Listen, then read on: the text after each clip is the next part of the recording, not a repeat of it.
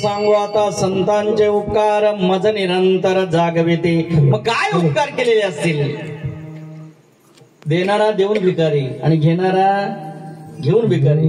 काहीतरी दिलं घेतलं तर उपकार होतं का? मग साधू संत काही दिलेले असतील तर त्यांच्याकडे असलेल्या विचाराची श्रीमंती दिलेली आहे।